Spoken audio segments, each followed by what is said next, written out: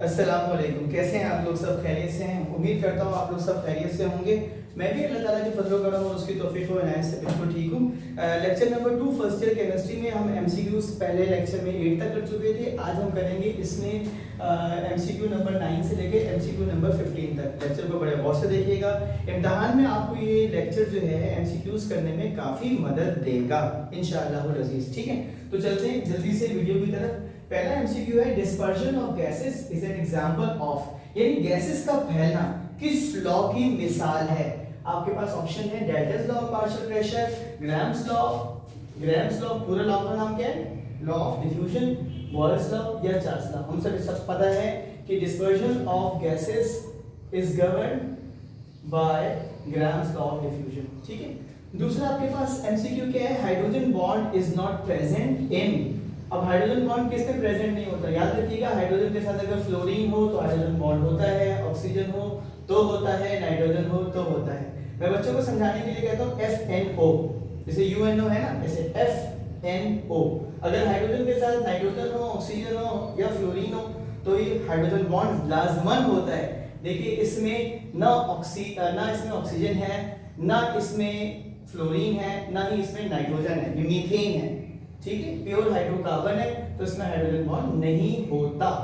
नहीं आया है लफ्ज तो ये एमसीक्यू कहलाती है नेगेटिव एमसीक्यू। ठीक है, it is an example of crystalline solid. अब आपको बताना है क्रिस्टलाइन सॉलिड क्या है। 90% बच्चे इसमें तुक्का मारेंगे किसका? ग्लास का, क्योंकि वो सॉलिड समझते हैं। Glass is not a solid. Okay, तो इसके आंसर क्या हो सकते हैं? प्लास्टिक आपको पता है सॉलिड नहीं हो सकता। रबर आप जानते हैं, इसको देख के तो आप खुश हो गए होंगे क्योंकि ये भी आपके पास पता है क्रिस्टलाइन सॉलिड नहीं हो सकता। इसका सही जवाब क्या है? एलम। ठीक है, पोटेश एलम, जिसको हम फिटकरी कहते हैं ना आमतौर पर, क्रिस्टलाइन सॉलिड होता है। Collection of gases over water is an example of. अब आपको बताना है कि गैसेस को जब हम वाटर की सतह से ऊपर जब हम जमा करते हैं तो ये कौन सा लॉ इसको गवर्न करता है? आपके ख्याल में grams law of diffusion, Avogadro's law, Dalton's law of partial pressure या फिर बॉयल्स लॉ? देखिए ग्राम्स लॉ नहीं होता, इसका ताल्लुक है गैसेस के फैलने से, जो हम ऊपर मार्क कर चुके हैं। तो कलेक्शन ऑफ गैसेस आता है under the supervision of Dalton's law of partial pressure. ठीक, आगे चलते हैं। It is an amphoteric in nature, यानी एसिड के साथ रिएक्ट करे तो बेस के तौर पर रिएक्ट करे, बेस के साथ रिएक्ट करे तो एसिड के तौर पर रिएक्ट करे, न्यूट्रल कंपाउंड के साथ रिएक्ट करे तो न्यूट्रल कंपाउंड की तरह करे। कार्बन डाइऑक्साइड नहीं हो सकती, एसिडिक होती है। कैल्शियम ऑक्साइड नहीं हो सकती, बेसिक होती है। ठीक है, K2OBa भी नहीं होता। आपके पास क्या है? एल्यूमिनियम का ऑक्साइड। ये है एम्फोटेरिक इन नेचर। ठीक है, oxidation number of chromium in K2Cr2O7, ये मैं निकाल कर दिखा देता हूं। K2Cr2 मैंने 2 लगा दिया, O7। ठीक है जी, पोटेशियम ग्रुप 1 में +1, 2 क्रोमियम, ठीक है बेटा, +7, ऑक्सीजन का -2 इज इक्वल्स टू 0। इसको आप सिंपलीफाई करेंगे ना तो आपके पास सूरत हाल कुछ इस तरह से आएगी। क्रोमियम का नंबर आ जाएगा 6।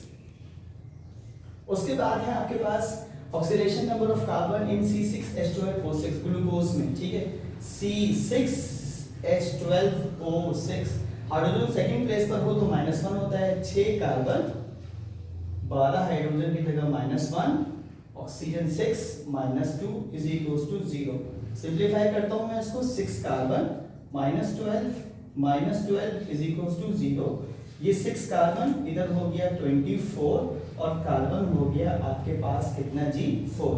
तो इसका सही आंसर क्या आ गया? 4।